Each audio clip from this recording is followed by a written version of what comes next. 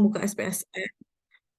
Jadi kalau kalian buka SPSS otomatis nanti kalian bisa langsung coba biar hasilnya bisa ketahuan. Nah, saya pakai data yang di regresi linear berganda untuk mengetahui apakah uang saku dan jam belajar itu mempengaruhi IPK. Jadi Y-nya IPK, X1-nya jam belajar, X2-nya uang saku.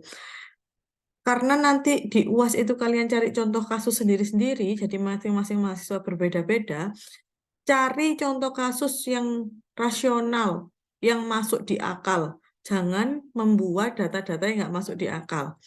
Jadi kalau misalnya contoh kasusnya seperti ini, apakah memang IPK itu berpengaruh di A? Apakah memang IPK itu dipengaruhi oleh jam belajar dan uang saku? Itu kan rasional dan masuk akal. Nah, nanti contoh-contoh kasus yang ada di UAS itu tolong cari contoh kasus yang rasional karena itu termasuk dalam bagian dari penilaian. Kalau contoh kasusnya tidak rasional itu otomatis akan mengurangi nilai. Karena untuk apa data itu dianalisis kalau tidak masuk di akal. Kemudian data ini akan saya masukkan di SPSS. Masukkan di SPSS itu seperti ngetik di Excel biasa. Saya stop share ya, saya share yang SPSS. Nah, di SPSS itu ada dua tampilan, yaitu data view dan variable view. Data view digunakan untuk memasukkan datanya. Jadi data 3,35 ini ya masukkan data biasa 3,35. 3,52 dan seterusnya. Ini adalah Y, ini namanya awalnya gini, var 0001 dan var 0002 serta var 003. Untuk mengganti namanya kita ke variabel view. Ini yang pertama tadi kan Y, yang kedua ini X1 dan yang ketiga ini X2. Setelah kita ganti nama seperti ini, maka nanti yang di data view otomatis juga akan berubah. Kenapa di desimalnya kayak ganti 0? Karena X1 tadi jam belajar nggak ada komanya, yang S2 uang saku pun tidak ada komanya. Yang ada komanya kan yang Y, yang IPK. Sehingga saya bentuk datanya seperti ini. Nah, tampilan barunya adalah ini. Y, X1, X2 seperti ini. Untuk analisis regresi linear sederhana, menu-menu ini adalah menu-menu yang ada di SPSS. Kita menggunakan yang analyze, regression, banyak sekali menunya. Kita pilih yang regression, yang paling sering dipakai untuk teman-teman manajemen saat mengerjakan skripsi itu regresi, yang paling umum dipakai. Nah, yang diklik adalah linear. Dependent itu adalah variabel Y, kalau independent adalah variabel X. Y-nya kita masukkan di dependent pakai panah ini. Klik-klikan saya panah-panah ini muncul ya. Muncul. Oke. Kemudian independent X1 dan X2 masukkan di independent. Nah, ini sudah langsung diklik OK, itu langsung akan keluar hasil dari analisis regresi linear bergandanya. Kita coba klik OK. Saya mau ke outputnya, karena outputnya di layar jendela lain, saya scroll. Nah, ini. Outputnya di sini. Nanti akan keluar, misalnya kalian buka SPSS sendiri, akan muncul langsung outputnya. Yang kita lihat ini adalah yang koefisien, yang ini. Nah, koefisien ini yang dilihat adalah ini. Konstan X1 dan X2. Bentar, ini saya besarkan, nggak kelihatan. Nah, B-nya ini adalah, A-nya adalah 2,896, X1-nya 0,219, dan X2-nya adalah 0,000131. Nolnya ada 6 kali sampai dengan 1, Nah, inilah yang ditulis pada persamaan regresi linear berganda, yaitu Y-topinya. Y-topinya adalah seperti ini. Nah, Y-topinya adalah seperti ini. Ini yang awalnya ini yang pengujian asumsi. Y-topinya adalah yang ini di bawah. Nah, Y-topinya kan ini ya, 2,896, 0,219 sama ini. Persamaan regresinya saya tulis di sini. Y-topi sama dengan 2,96 plus 0,219 X1 minus 1,312 E pangkat min 6 X2. Interpretasinya sesuai dengan variabel A, B1 dan B2 yang sudah saya jelaskan, yaitu rata-rata IPK adalah sebesar ini, ini belum diedit ya, yang betul adalah 2,896, lama belajar dan uang saku bernilai 0. Setiap perubahan 1 jam lama belajar akan meningkatkan IPK sebesar 0,219, karena ini minus maka akan menurunkan. Kemudian, selain analisis regresi ini, saya sudah jelaskan di awal tadi bahwa analisis regresi itu didasari oleh asumsi. Kalau deskripsi, asumsi itu pasti ditanyakan. Ada asumsi normalitas, non-heteroskedastisitas, non-autokorelasi, dan non-multikolinearitas. Untuk melihat apakah data itu errornya sudah berdistribusi normal, apakah data itu sudah nggak ada multiko, sudah nggak ada heteroskedastisitas, dan autokorelasi. Kenapa sih Bu harus ada asumsi? Kalau asumsi itu tidak terpenuhi, maka hasil analisisnya bias. Jadi hasil analisisnya itu tidak konsisten, maka hal itu harus diuji asumsi terlebih dahulu sebelum ke analisis regresi. Jadi gunanya SPSS itu.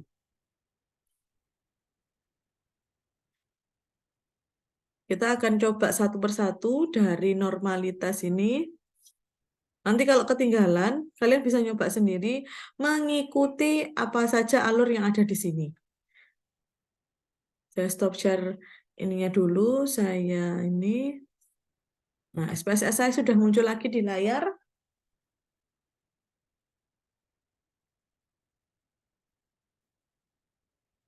SPSS saya sudah muncul lagi di layar. Sudah, Bu. Oke. Bentar.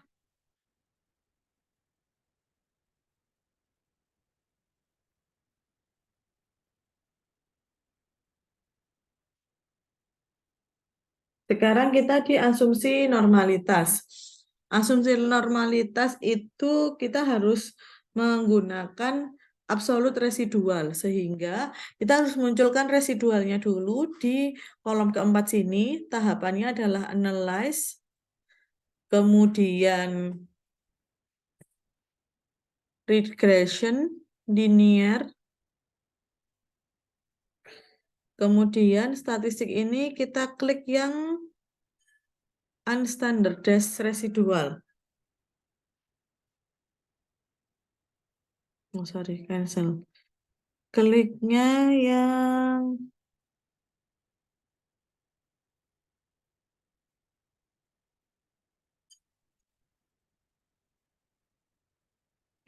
save, terus unstandardized ini diklik,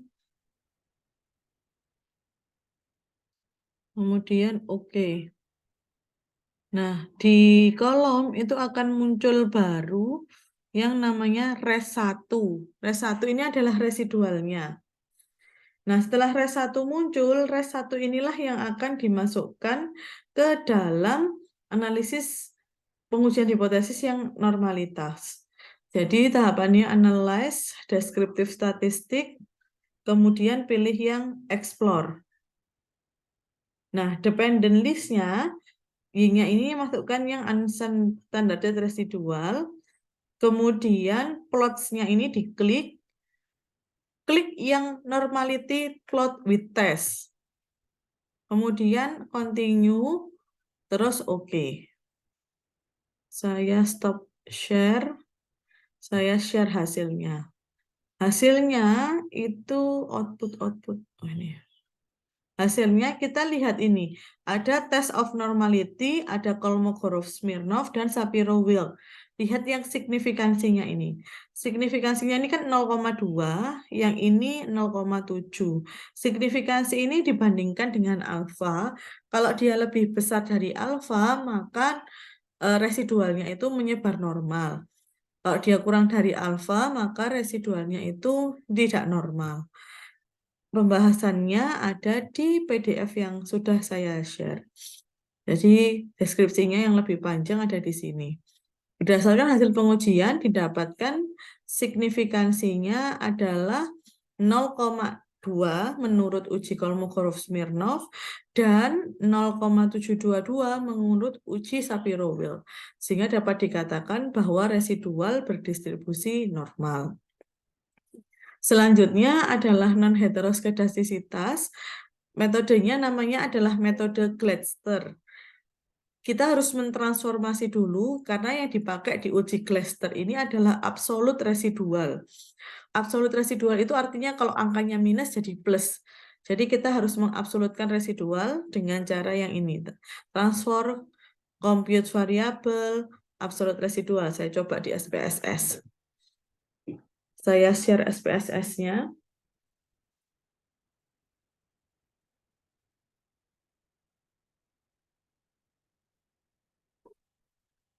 SPSS. Sudah kelihatan ya SPSS-nya.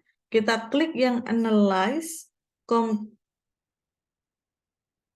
transform, compute variable. Yang di sini diisi ABS residual. Yang numeric expression-nya, kliknya ABS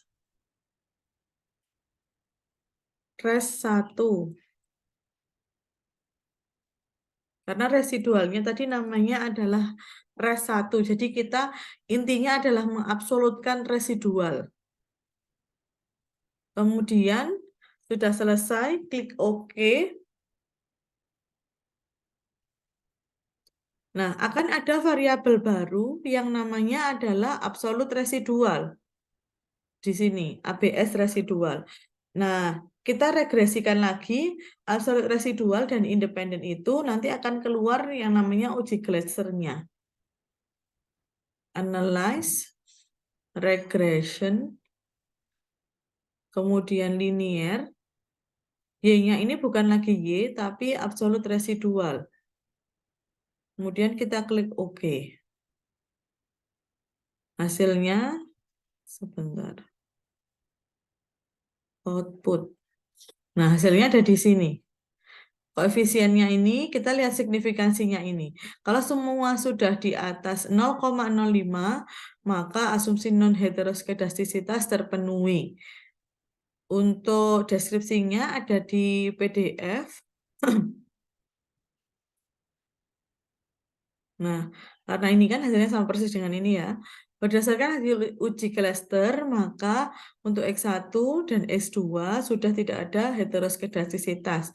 Sehingga dikatakan bahwa asumsi non-heteroskedastisitasnya sudah terpenuhi. Selanjutnya menggunakan asumsi non-autokorelasi. Analyze regression linear, pakai ini caranya ya, dicentang yang Durbin-Watson. Saya kembali ke SPSS. Analyze, regression, linear. Saya kembali yang ke SPSS, yang ini dikembalikan, bukan ABS residual, tapi pakai Y.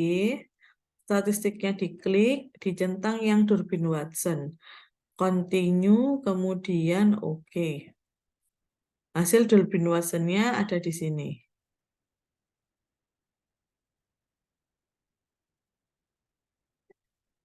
Bentar, saya kembali lagi ke PDF-nya. Output. Model summary ini. Nah, hasil Durbin-Watson-nya ini 2,840. Durbin-Watson ini harus dibandingkan dengan tabel DL dan DU. Tabel DL, DU nanti bisa cari di internet ya. Kemudian nih hasil pembahasannya. Nilai D pada hasil di atas adalah 2,84. Karena N sebesar 20 dan K2, maka DL-nya dapatnya 1,104, DU-nya adalah 1,536. Nanti klik aja di Google tabel Durbin-Watson, itu akan nanti keluar. Nah, kita cari DLDU-nya berdasarkan N dan K-nya. K-nya itu X-nya, jumlah variabel X. Kalau D lebih besar dari U, maka DU, maka dapat disimpulkan bahwa tidak terdapat autokorelasi atau dapat dikatakan bahwa asumsi non-autokorelasi terpenuhi. Jadi, kriteria untuk tolak dan terima hak nolnya ada di atas. Jika D lebih besar dari DU, maka simpulan tidak terdapat korelasi. Jika D kurang dari DL, maka ada korelasi positif. Jika DL di antara DL dan DU, maka tidak bisa dijelaskan ada tidaknya autokorelasi. Kemudian asumsi yang terakhir adalah asumsi multikolinearitas. Asumsi multikolinearitas ini menggunakan nilai VIF. Kalau VIF-nya lebih dari 10, maka ada multikolinearitas. Kalau kurang dari 10, maka tidak ada multikolinearitas. Multikolinearitas ini hanya ada saat kalian mengerjakan regresi linear sederhana. Kalau berganda nggak ada. Karena multikolinearitas itu mengukur variabel prediktornya itu saling bebas atau tidak. Kalau variabel prediktor cuma satu, berarti kan nggak ada yang dibandingkan. Jadi asumsi non-multikolinearitas ini hanya digunakan ketika variabel X-nya itu lebih dari satu. Saya kembali ke SPSS. Sudah balik lagi ke SPSS ya.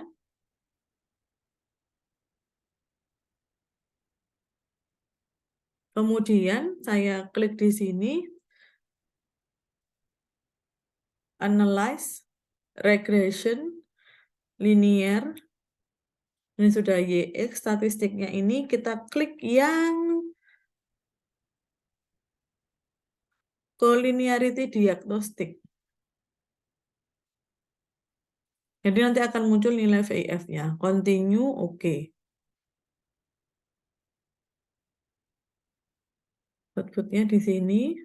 Nah, yang dilihat ini adalah yang ada VIF-nya ini.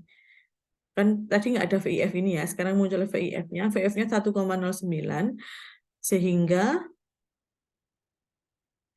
dapat disimpulkan bahwa tidak ada multikolinearitas. Nih, pembahasannya ada di sini. Karena VIF-nya tidak lebih dari 10, maka tidak ada multikolinearitas. Jadi ada 4 asumsi yang dilakukan. Nanti saat UAS, habis ini soalnya saya share di grup, selain nanti juga saya share di e-learning, saya share di grup dulu. Saya kok ada.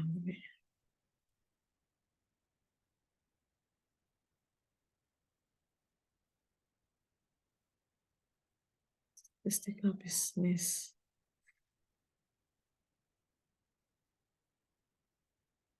A berapa ini? A5? A5. A5, Bu. Soalnya di grup ya, coba dilihat. Karena manajemen itu berkaitan hanya dengan regresi, maka yang pengujian hipotesis nggak perlu. Jadi kalian cuma mencari 2 contoh kasus. Mana ya tadi? Nih. Sudah muncul soal UAS di layar kalian? Sudah. Oke.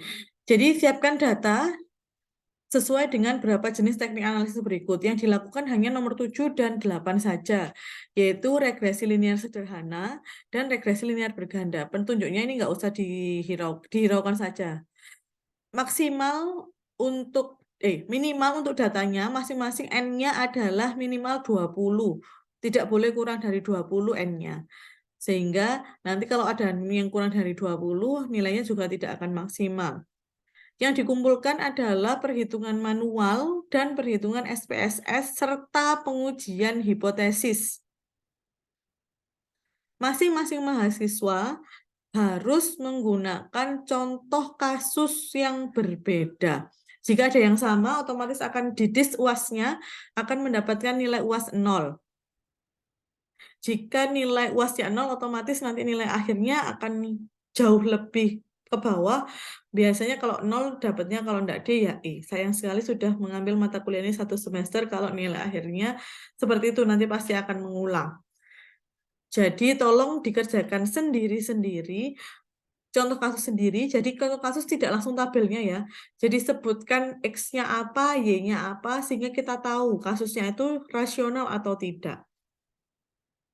Yang ditampilkan adalah perhitungan manual serta hasil dari SPSS. Baik itu hasil persamaannya maupun hasil pengujian hipotesisnya. Waktunya sekarang tanggal 4, kalau 1 minggu cukup enggak?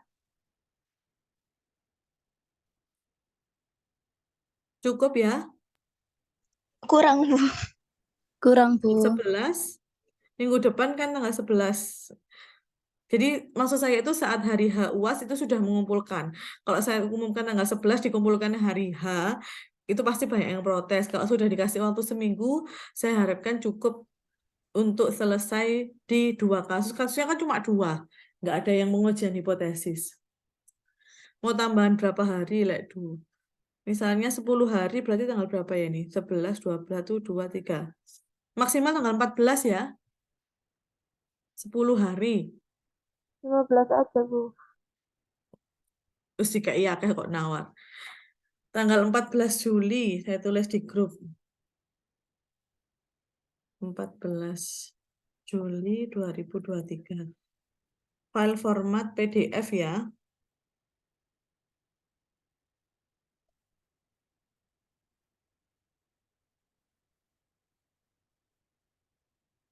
Dikumpulkan di e-learning.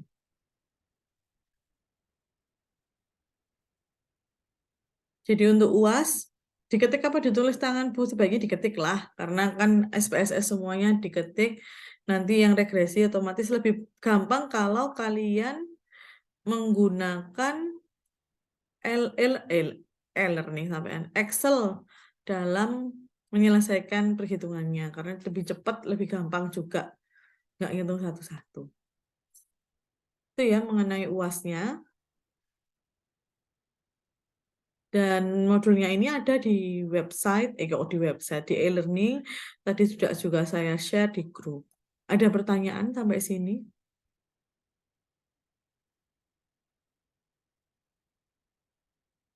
Nggak ada.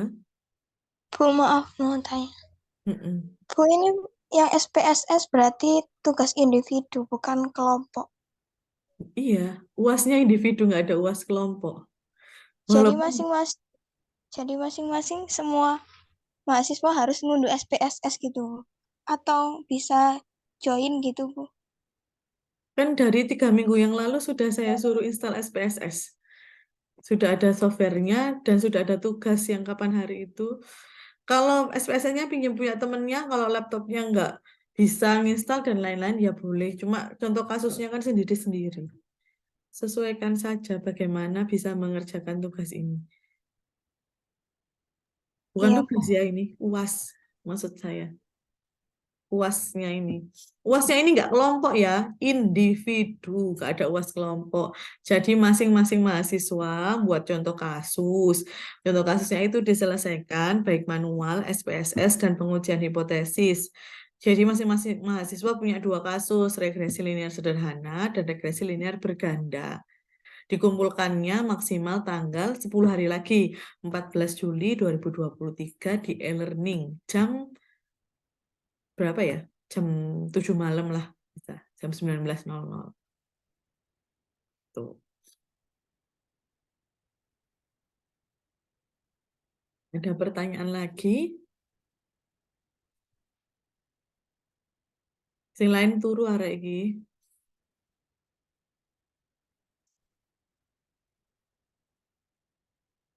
Lah kuliah Zoom terus gak ada yang nyalakan kamera iki, aku khawatir turu kabeh.